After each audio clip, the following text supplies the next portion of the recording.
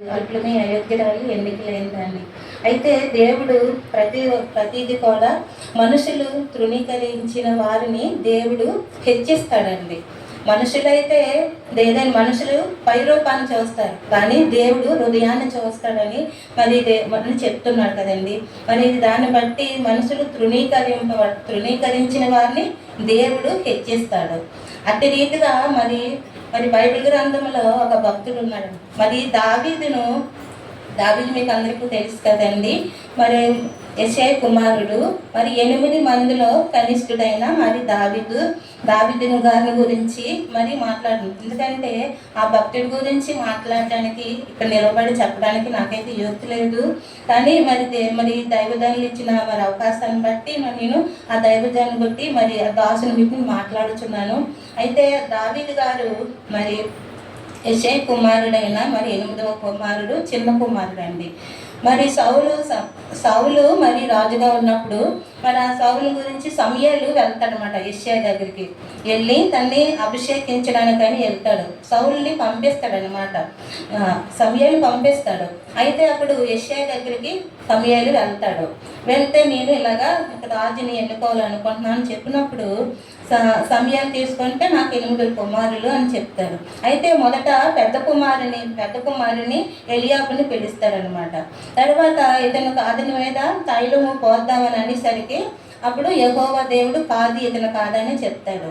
అలాగే మరి 2వ వాడిని అబీనాదాబుని పిలిస్తే అతను కూడా కాదని చెప్పినప్పుడు 7 కూడా దేవుడు సమూయేలు పిలిపించినప్పుడు యెషయా పిలుస్తాడు. 7 పిలిపించినప్పుడు వీరెవ్వరూ కాదు అన్నాడు. ఇంకా ఎవరైనా నీకు ఉన్నారా అని అడిగినప్పుడు ఉన్నాడులే, కానీ ఒకడు కడసారి వాడు ఉన్నాడు, ఆడు గొర్రెల మేకలు కాసుకుంటూ అక్కడ ఉంటున్నాడు అనేసి యెషయా చెప్తున్నాడు అనమాట.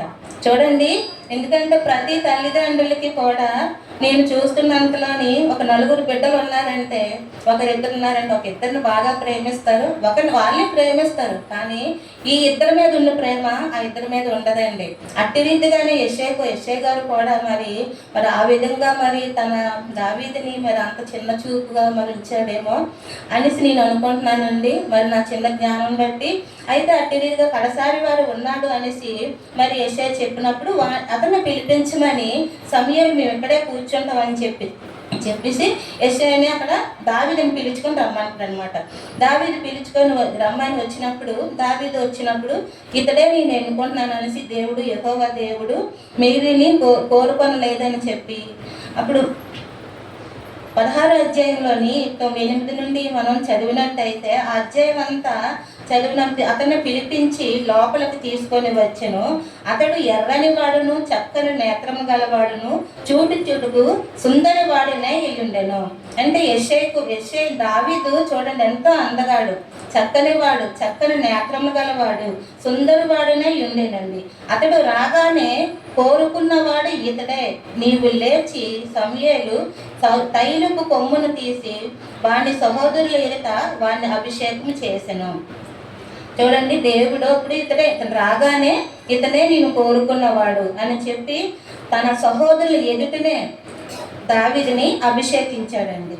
దేవుడు ఎప్పుడైతే అభిషేకించాడో దావీదు బలముగా వచ్చి తరువాత బలమైన ఆత్మ అనమాట, నాటి నుంచి యెహోవా ఆత్మ దావీదు మీదకి బలముగా వచ్చింది. ఆ నాటి నుంచి ఎప్పుడైతే సమూయేలు అభిషేకించాడో యెహోవా ఆత్మ బలముగా దావీదు మీదకి వచ్చిందండి.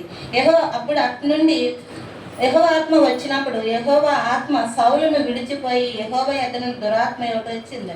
అయితే సౌలుకి అప్పుడప్పుడు మరి దురాత్మ ఒకటి తనలోకి వస్తుంది అనమాట. దురాత్మ ఎప్పుడు వస్తుంది మనలోకి? వాక్యం చదవకుండా ఉన్నప్పుడు, మరి ప్రార్థన చేయకుండా ఉన్నప్పుడు, పరంగా మనకు ఉన్నప్పుడు అనుకోకుండా మన దురాత్మ మనలోకి వస్తుంది. మరి సౌలులో కూడా అటు దురాత్మ మరి వచ్చినప్పుడు అప్పుడు అతను ఏంటంటే అప్పుడు తన దురాత్మ ఒకటి వచ్చినప్పుడు పంపగా సేవకులు దేవుని యొద్ద నుండి వచ్చిన దురాత్మ ఒకటి నిన్ను వెరిసి ఉన్నది. మా ఏలిన వాడువైన నీవు ఆజ్ఞయుము, నీ దాసులమైన మేము సిద్ధముగా నున్నాము. సితారా చమత్కారముగా వాయింపగల ఒకరిని విచారించుటకై మాకు సెలవిమ్ము. దేవుని యొద్ద నుండి దురాత్మ నిన్ను పట్టినప్పుడల్లా అతడు సితార చేత పట్టుకొని వాయించుడి చేత నీవు బాగుపడదువని అతనితో అనేది అనమాట. అయితే ఆ సౌలు మీద దురాత్మ వచ్చినప్పుడు నీవు ఇలాగా ఏది పడితే ఏం చేస్తాడో తెలియదు. ఆ సమయంలో దురాత్మ ఎప్పుడైతే సౌలు పట్టిందో ఏం మాట్లాడతాడో తెలియదు, ఎవరినేం చేస్తాడో తెలియదు. అటువంటి సమయంలో తన దగ్గర పని చేసిన అతను చెప్తాడు, సితారా చమత్కారముగా వాయించగల ఒక వ్యక్తి ఉంది, నీ మీద దురాత్మ వచ్చినప్పుడు అతను వాయించినప్పుడు సితారాతో వాయిస్తే నీకున్న దురాత్మ పోతుందని అతనితో సౌలుతో అని చెప్పారనమాట. సౌలుతో చెప్పినప్పుడు అప్పుడు సౌలు దావీదు యెషయా దగ్గరికి వెళ్తాడనమాట.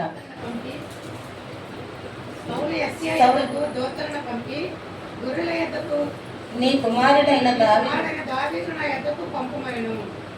అయితే సౌలు చెప్తాడనమాట, యెషయా దగ్గరికి వెళ్ళి నీ కుమారుడైన దావీదును నా దగ్గరికి పంపుమని తన యొద్ద పంపుమంటాడు.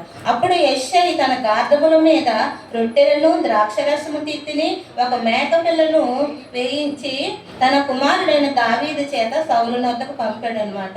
దేవుడు చూడండి, ఇప్పుడు ఒక పనికిరాని వాడు దావీదు తృణీకరింపబడిన వాడు ఒక సౌలు రాజు తన దగ్గరికి రమ్మన్నాడంటే, మనమైతే మన బిడ్డలు ఎవరైనా ఒక అధికారి పిలిచాడు అనుకోండి, మనం ఎంతో గర్వపడతాం. ఎవరైనా ఒక అధికారి వచ్చినప్పుడు అమ్మ మీ బిడ్డ ఇలా చేసింది అని సన్నప్పుడు మనం ఎంతో గర్వపడతాం. కానీ యెషయాలాగా అది ఏమీ కనిపించలేదండి. కనిపించకుండా సరే అప్పుడు సౌలు దగ్గరికి పంపిస్తాడు అన్నమాట. యెషయా దావీదుని పంపిస్తాడు. దావీదు చేత సౌలు వద్దకు పంపెను. తర్వాత 22వ అధ్యాయం చూస్తే, అంతటా సౌలు దావీదు అనుగ్రహం పొందెను గనక అతడు తన తమ్ముకు మందు సేవ చేయుటకు ఒప్పుకొనమని యెషయాకి వర్తమానం పంపెను. అంటే దావీదు దేవుడు తన తోడై ఉన్నందున సౌలు దయ దావీదు పొందుకున్నాడు అనమాట అండి. చూడండి, తండ్రికి చిన్న చూపు చూసినా, అన్నదమ్ములు చిన్న చూపు చూసినా సరే దేవుడు తోడై ఉన్నందున సౌలు దృష్టికి కూడా దయ పొందుకున్నాడు అనమాట దావీదు. అట్లని చూసి దేవుని వద్ద నుండి దురాత్మ నన్ను సౌలును పట్టినప్పుడల్లా దావీదు సితార చేత పట్టుకొని వాయింపగా దురాత్మ అతనిని విడిచిపోయిను, అతడు సేద తీరి బాగుపడిన అనమాట. అలాగా ఆ విధంగా ఉన్నప్పుడు సౌలును దురాత్మ పట్టినప్పుడల్లా దావీదు సితార పట్టుకొని వాయించినప్పుడు తనకి ఆ సౌలు దురాత్మ నుంచి విడుదల పొంది ఎంతో తన ప్రాణము తెప్పరెళ్తుంది అనమాట. అట్టి విధంగా దేవుడు మరి దావీదుని సౌలు దగ్గర ఆ విధంగా వాడుకున్నాడు. అంతేకాకుండా మరి 17వ అధ్యాయంలో చూసినట్టయితే దావీదుని ఫిలిష్తీయులు తన సైన్యములు యుద్ధమునకు వెళ్ళినప్పుడండి, మరి సౌలును ఇశ్రాయేలును కూడి వచ్చి ఏలా లోయలో దిగి ఫిలిష్తీయులు ఎదురుగా యుద్ధ పంక్తులు తీర్చిరి. ఫిలిష్తీయులు ఆ తట్టు పర్వతం మీదను ఇశ్రాయేలు ఈ తట్టు పర్వతం మీద నిలిచి ఉండగా ఉభయుల మధ్యను ఒక లోయ ఉండెను. గాతు వాడైన గొలియాతు అని ఒక శూరుడు ఫిలిష్తీయుల దండులో నుండి బయలుదేరి ఉండెను అనమాట అండి. అటు రీతిగా ఉన్నప్పుడు మరి దేవుడు మరి ఇంకొక కార్యంలోకి దేవుడు మరి దావీదుని వాడుకుంటున్నాడండి. ఏంటంటే మరి ఫిలిష్తీయులకు ఇశ్రాయేలుకు మధ్య మరి ఒక యుద్ధం జరిగినప్పుడు అటు ఆ పర్వతం మీద ఇటు ఈ పర్వతం మీద ఆ దండులు ఉన్నప్పుడు మరి గాతు వాడైన గొలియాతు అండి, గొలియాతు అని ఒక శూరుడు అండి ఫిలిష్తీయుడి దండులో బయలుదేరుచుండెను. అతడు 6 మూల జానుడు ఎత్తు మనిషి అండి. గొలియాతు 6 మూల జానుడు ఎత్తు మనిషి. అతని తల మీద రాగి శిరస్త్రాణం ఉండెను. అతడు యుద్ధ కవచం ధరించి ఉండెను. ఆ కవచము 5,000 తులములు రాగి ఎత్తుగలదండి. చూడండి, అంత ఎత్తుగలవాడు, అంత మరి మోస్తున్నాడంటే తను ఎంతో బలము గలవాడండి. మరియు అతని కాళ్ళకు రాగి కవచము, అతని భుజములకు మధ్యను రాగి బల్యం ఒకటి ఉండినండి.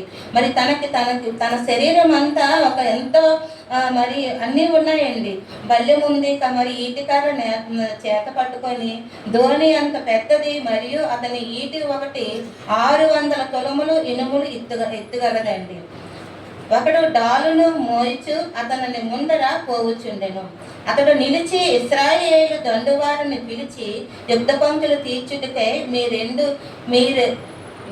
ఎదుగు బయలుదేరి వచ్చితరని నేను ఫిలిష్తీయుని కానా, మీకు సౌలు దాసులు కారా అంటే అప్పుడు దేవుడు మరి దావీదు అంటున్నాడండి, దావీదు మీరెందుకు అంత ఇదిగా భయపడుతున్నారు, మీరు ఫిలిష్తీయులు కారా, మీరు సౌలు దాసులు కారా, మీ పక్షముగా ఒకరిని ఏర్పరచుకొని అతను నా యొద్దకు పంపుడి పంపిడి అని చెప్తున్నాడు.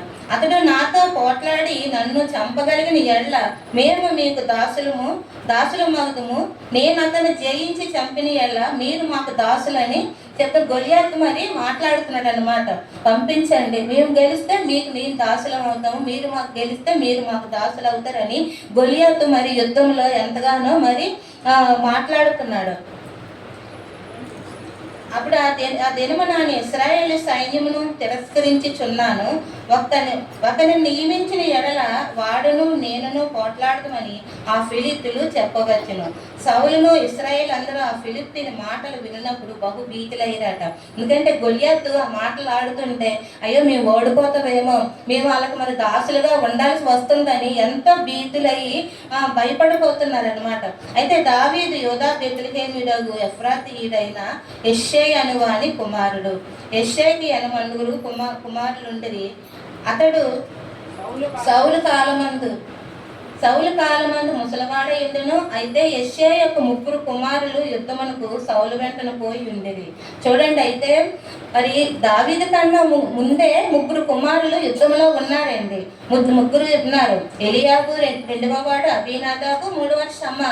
3 కుమారులు యుద్ధంలోనే ఉన్నారు. కానీ ఆ యుద్ధానికి మరి దేవుని ఎవరు ఏర్పరచుకోవాలో దేవునికి మరి తెలిసండి. దేవుడు ఎవరిని ఏర్పరచుకుంటే వాళ్ళ ద్వారానే కార్యము దేవుడు జరిపిస్తాడండి. అక్కడ మరి అంతమంది శూరులున్న యుద్ధాలు చేసి ఎంతో యుద్ధాంశులు ఉన్నా సరే దేవుడు మరి ఏర్పరచుకోవాలని చెప్పాడు. దేవుడు తలాంతుని చెప్పాడు. యెష్షై తన కుమారుడైన దావీదును పిలిచి నీ సహోదరుల కొరకు అప్పుడు దావీదుకు అక్కడ యుద్ధం జరుగుచుండగా మరి యెష్షై తన కుమారుణ్ణి పంపుతున్నమాట. ఇదిగో నీ అన్నదమ్ములు యుద్ధంలో ఉన్నారు, వాళ్ళకి కొన్ని రొట్టెలు ఇవి పట్టుకొని వెళ్ళి అక్కడ సహస్రాధిపతి ఉంటాడు, అతనికి ఇచ్చే అని చెప్పేసి దావీదుని పంపిస్తాడు. అక్కడికి పంపించినప్పుడు దావీదు అవి పట్టుకొని వెళ్తాడు. వెళ్ళి వారి యొద్ద నుండి అనువాటు ఒకటి తీసుకొని రమ్మని చెప్పి ఆలవాళ్ళు తీసుకోమని రమ్మంటారు అనమాట. నీవు అక్కడికి వెళ్ళావో వచ్చావో తెలిసి అక్కడ ఏమైందో జరిగితే ఏదైనా ఒక ఆనవాళ్ళు పట్టుకొని మరి దావీదుని తీసుకురమ్మని యెష్షై గారు చెప్తారు. అయితే సౌలును వారును ఇశ్రాయేలు ఏలాలోయలో ఫిలిష్తీయులతో యుద్ధం చేయుచుండగా దావీదు ఉదయం లేచి ఒక కాపరిని గొర్రెలకు అప్పగించి ఆ వస్తువులను తీసుకొని యెష్షై తనకిచ్చిన ఆజ్ఞ చొప్పున ప్రయాణమైపోయినండి. మరి దావీదు మరి తన తండ్రి మరి యుద్ధంలో అక్కడికి తన అన్నదమ్ముల దగ్గరికి వెళ్ళమన్నాడని చెప్పి వెంటనే వెళ్ళిపోలేదండి. తన రోజు కాస్తున్న గొర్రెల మందని ఇంకో ఒకరికి అప్పచెప్పి మరి ఆ దేశంకు బయలుదేరి వెళ్ళాడు అనమాట.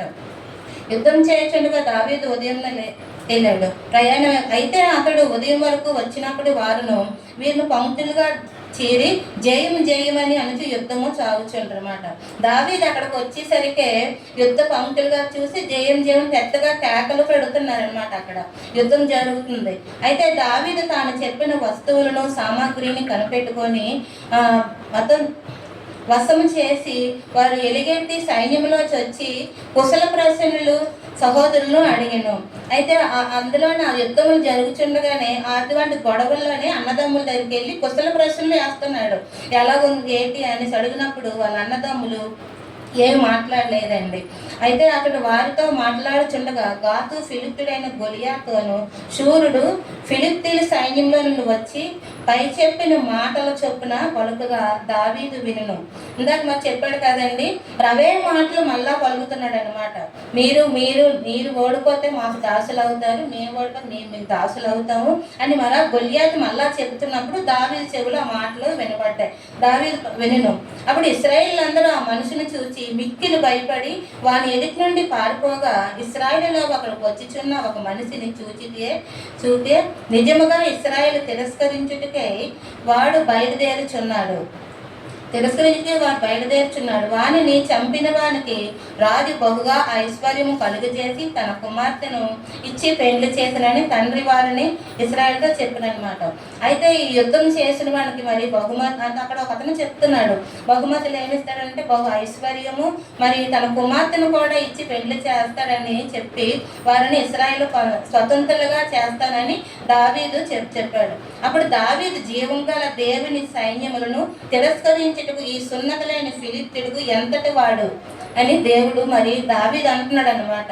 దావీదు ఈ సున్నతి గల అంటే సున్నతులైన మరి ఫిలిష్తీయుడు గొలియాతు ఇశ్రాయేలు స్వతంత్రంగా చేయను జీవం గల దేవుని సైన్యములను తిరస్కరించుటకు ఈ సున్నతులైన ఫిలిష్తీయుడు ఎంతటి వాడు, వాడిని చంపి ఇశ్రాయేలు నుండి ఈ నింద తొలగించిన వానికి బహుమతి ఏమని దాని ఎదుట నిలిచిన వానికి అడగగా జనులు వాడిని చంపిన వానికి ఇట్లు చేయదగునని వాని చెప్పాడు అనమాట.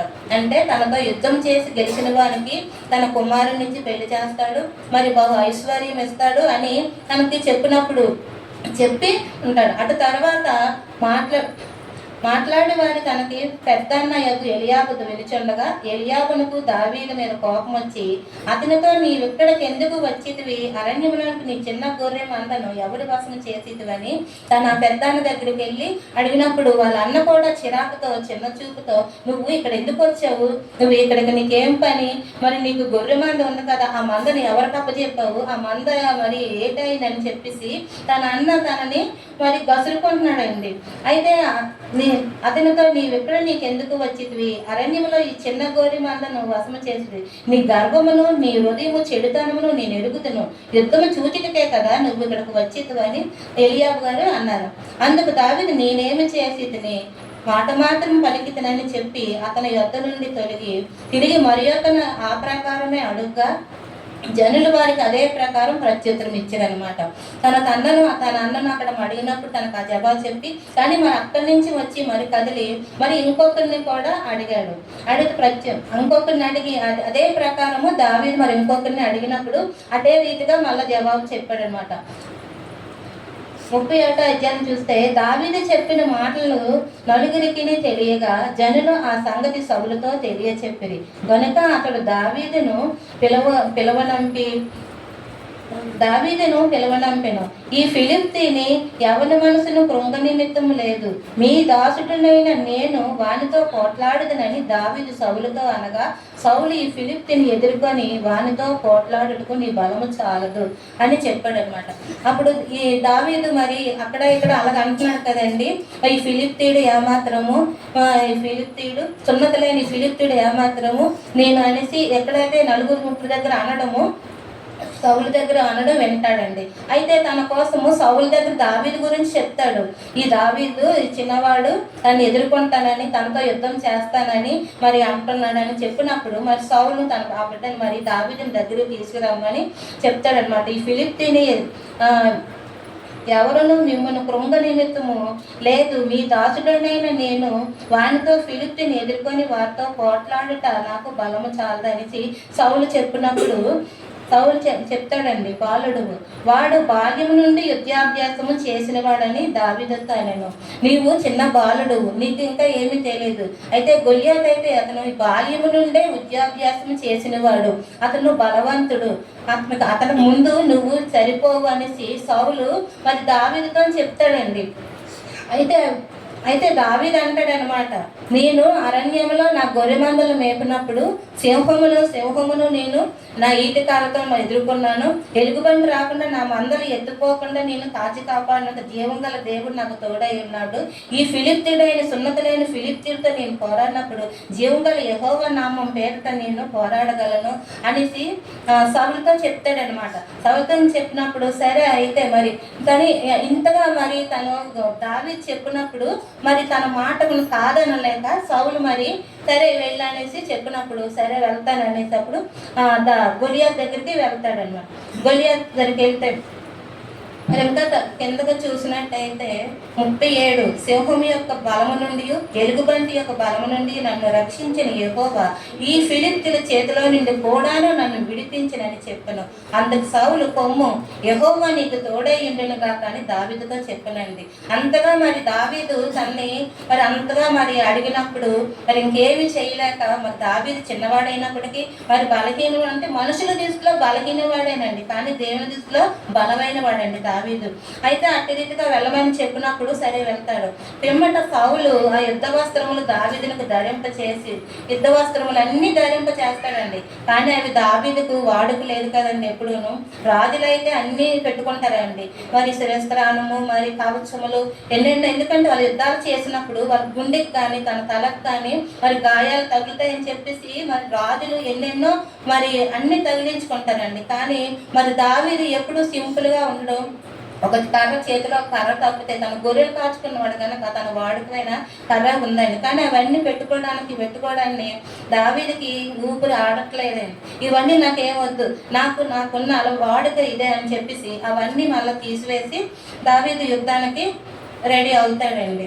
అయితే ఈ సామాగ్రి దావీదునకు వాడుక లేదు కనుక తాను తొడిగెను వాటిపైన కత్తి పట్టుకొని వాడుకలే వీటితో నేను వెళ్ళలేదని పౌలుతో చెప్పి వాటిని తీసివేసి తన కర్ర చేత పట్టుకొని ఏటి లోయలో నుండి 5 నున్నని రాళ్ళు ఏరుకొని తన యొద్దనున్న చిక్కములో నుంచుకొని ఒడిసెలు చేత పట్టుకొని ఆ ఫిలిష్తీని చేరునకు పోయిను. డాలు మోయివాడు తనకు ముందు నడుగా ఆ ఫిలిష్తీయుడు బయలుదేరి దావీదు దగ్గరకు వచ్చి చుట్టూ పారచూచి దావీదును కనుగొని ఆ బాలుడై ఎర్రని వాడును రూపసి ఉండుట చూచి అతనిని తృణీకరించెను. అవన్నీ తీసాడు కదండి. తీసి మామూలు ఎలాగైతే దావీదు ఎప్పుడు ఏ రీతిగా ఉన్నాడో అదే రీతిగా ఇతను బయలుదేరుచుంటే ముందు ఒకడు బయలుదేరాడనమాట. అయితే ఈ గొలియాతు తనని చూస్తున్నాడండి. గొలియాతు చూచి దావీదు కనుక్కొని అతని ఎర్రనివాడును రూపవచనై ఉండుట అతని తృణీకరించను. అంటే ఇదేంటి ఇంత చిన్నవాడు, ఇంత అందంగా ఉన్నాడు, ఏమి తెలియదు, ఇంత బాలుడుగా ఉన్నాడు, ఇంత అంటే మరి యుద్ధాలు చేసేవారు బాగా బలంగా మొరటగా కనబడతారండి. మరి దావీదైతే చిన్నవాడుగా మరి ఉన్నాడండి. అంటే తనలో తానే తృణీకరిస్తున్నారు అనమాట. ఫిలిష్తీయుడు కర్ర తీసుకొని నా మీదకి వచ్చిచున్నావే, నేను కుక్కనా అని దావీదుతో చెప్పి దేవతల పేరట దావీదును శపించాడనమాట. అంటే దావీదు కర్ర పట్టుకొని వస్తున్నాడు కదండి, గొలియాతు అంటున్నాడు అనమాట, నువ్వు నా మీదకి కర్ర పట్టుకొని వస్తున్నావు, నేనేమైనా కుక్కనా అనేసి గొలియాతు చెప్తున్నాడు. దేవతల పేరు శపిస్తున్నాడంట. అయితే మరి 44లో చూస్తే నా దగ్గరికి రమ్ము, నీ మాంసమును ఆకాశంలో నుండి దావీదును అనగా భూరక్షణ ఇచ్చివేతనని ఆ ఫిలిష్తీయుడు దావీదుతో అనగా, దావీదు నీవు కత్తియు ఈటియు బల్లెమును ధరించుకొని నా మీదకి వచ్చుచున్నావు. అయితే నీవు తిరస్కరించిన ఇశ్రాయేలు సైన్యములకు అధిపతిని యెహోవా పేరట నేను నీ మీదకి వచ్చుచున్నాను. ఈ దినమున యెహోవా నిన్ను నా చేతికి అప్పగించును, నేను నిన్ను చంపి నీ తల తెగవేతును. ఇశ్రాయేలు దేవుడు ఉన్నాడని లోక నివాసులందరూ తెలుసుకున్నట్లు నేను ఈ దినమున ఫిలిష్తీయుల యొక్క కళేబరమును ఆకాశ పక్షములను ఇద్దను అని దేవుడు దావీదు చెప్తున్నాడు అనమాట. దేవుడు అన్నప్పుడు నువ్వు రా, నీ పని నేను చెప్తాను, మరి అయితే నిన్ను ఈరోజు ఈ దినమును ఎలాగైనా నిన్ను చంపుతాను, నీ మాంసము ఆకాశ పక్షులకు మృగాలకు నేను వేస్తానని దేవుడు మరి చెప్తున్నాడు అనమాట. అప్పుడు యెహోవా కత్తి చేతను ఈటి చేతను రక్షించేవాడు కాడని ఈ జనులందరూ ఈ దండువారందరూ తెలుసుకొందరు, యుద్ధం యెహోవాదేనండి. అంటే దేవుడు మరి కత్తి చేత ఈటి చేత యుద్ధం చేయవాడు కాదండి. మరి అందుకే ఈ దండువారందరూ తెలుసుకున్నట్లు దేవుడు యుద్ధం చేసేవాడు యెహోవా అండి. అక్కడ నిలబడిన వాడు మనం మనుషులు అండి, మనతో చేయించేవాడు యెహోవా దేవుడు. అయితే దేవుడు అట్టి రీతిగా దావీదును మరి ఎంతగానో ఎంచుకున్నాడండి. దావీదు తృణీకరింపబడినవాడు, ఎందుకంటే కనిష్ఠుడు అండి, అందరికంటే చిన్నవాడు. తన అన్నదమ్ములు కూడా ప్రేమించలేదు, తండ్రి కూడా చిన్నవాడు అనేసి అన్నారు. ముగ్గురిని చదివించాడండి, ముగ్గురిని బాగా ప్రయోజకులు చేశాడు. కానీ చిన్నవాడైన దావీదును మరి గొర్రెల మందకి మరి అప్పగించినప్పుడు అట్టి రీతిగా మరి దేవుడు ఎంతగానో మరి ఏర్పరచుకుంటాడండి. మనుషులు తృణీకరించిన దేవుడు తన ఉన్నతమైన స్థానంలో ఎప్పుడు హెచ్చిస్తాడండి. అట్టి రీతిగా మరి యోసేపు గారిని మరి చూసినట్లయితే మరి యోసేపు మరి తన అన్నదమ్ముల మధ్య మరి ఎంతగానో తండ్రి ప్రేమించాడండి, చిన్నవాడైన ప్రేమించాడు. తండ్రి ప్రేమించినప్పుడు తన అన్నదమ్ములందరూ కూడా తండ్రి ఎంతగానో అసూయ పడతారండి. అసూయ పడినప్పుడు మరి యోసేపుని మరి అక్కడికి వెళ్ళినప్పుడు దాతాన్లో మరి అక్కడికి వెళ్ళి గుంటలో పడసేస్తారండి. మరి ఆ గుంటలో పడవేసినప్పుడు మరి రూబేన్ అంటాడు, అయ్యో మరి తమ్ముడిని చంపడవద్దు అని చెప్పినప్పుడు సరే అనేసి తన గుంటలో నుంచి మళ్ళీ ఇస్మాయిలు అక్కడికి మరి మిద్యానీయులు వచ్చినప్పుడు మరి వాళ్ళకి 20 తులాల వెండికి అమ్మేస్తారండి. వెండికి అమ్మేస్తారు. అమ్మేసినప్పుడు మరి అక్కడ రీతిగా అమ్మేసినప్పుడే వెంటనే రాజు మరి దేవుడు ఎంతగానో మరి దానికి తోడై ఉన్నందువల్ల దేవుడు మరి ఎంతగానో మరి యోసేపుని ఆశీర్వదించాడండి. తను ఎక్కడుంటే అక్కడ దేవుడు ఎంతగానో దీవించాడు. ఎందుకంటే మనుషులు తృణీకరించిన దేవుడు విడిచిపెట్టలేదండి. మరి ఒక కళ కన్నాడని చెప్పేసి ఇగో కళను కన్నవాడు వస్తున్నాడు అనేసి తన అన్నదమ్ములు ఎంతగానో ఉన్నాడు. చివరికి మరి దేవుడు మరి ఎంతగా ఆశీర్వదించాడంటే పొతిఫారు ఇంట్లో మరి అక్కడ ఒక రాజు సంరక్షకుడుగా, ఒక ఉద్యోగస్తుడుగా, మరి ఆ రాజ్యానికి ఒక అధిపతిగా దేవుడు యోసేపును మరి ఎంతగానో మరి ఆశీర్వదించాడండి. కానీ మరి ఎవరి దగ్గర అయితే మరి అసహించుకున్నారో, ఎవరైతే మరి యోసేపుని చంపాలని అనుకున్నారో, కానీ వారే తన ఆహారం కొరకు మళ్ళీ తిరిగి తన అన్నదమ్ముడి దగ్గరికి మళ్ళీ చేరుకున్నారండి. ఎందుకంటే మరి దేవుడు మరి ఎంతగానో మరి ఎవరైతే ఒంటరైన వాడిని 1000 మంది జన్మగా చేస్తానన్న దేవుడండి. మరి యేసుప్రభు కూడా అలాగే తృణీపరులుగాను, వ్యసనభ్రాంతులుగాను మన మధ్యకి వచ్చాడండి. అయినా దేవుడు తన సిలువలో ప్రాణం పెట్టి మన కొరకు ఎంతో త్యాగం చేసి తన రక్తాన్ని అంతటినీ మన కోసం కాచి దేవుడు మన కోసం తన సిలువ ప్రాణాలు పెట్టి తిరిగి పునరుద్ధరణై లేచాడు. కాబట్టి మనం ఈరోజు ఇంత హ్యాపీగా, ఎంత సంతోషంగా మన మందిరంలో ప్రార్థించుకుంటున్నాము.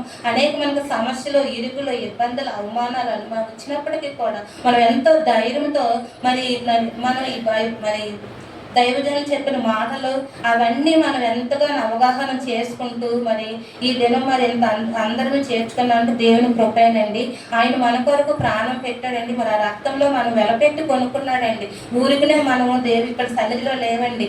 ఆయన మన కోసం ఎంతగానో శ్రమలు పడ్డాడండి, నిందలు పడ్డాడండి. ముఖం మీద గుద్దించుకున్నాడండి, వీపు మీద గుద్దించుకున్నాడండి. మరి తండ్రి సిలువలో మరి ప్రక్కలో మరి బల్లెపోటు మరి పొడిపించుకున్నారండి. నోరుండి తెరవలేదండి. ఎందుకంటే మన కోసం ఎంతగానో శ్రమ నుండి, హింస నుండి, బాధ నుండి మన కోసం ఇచ్చాడండి. ఆయన అంత త్యాగం చేశాడు కాబట్టి మనం ఈరోజు ఎంత ఇదిగా ఉన్నామండి.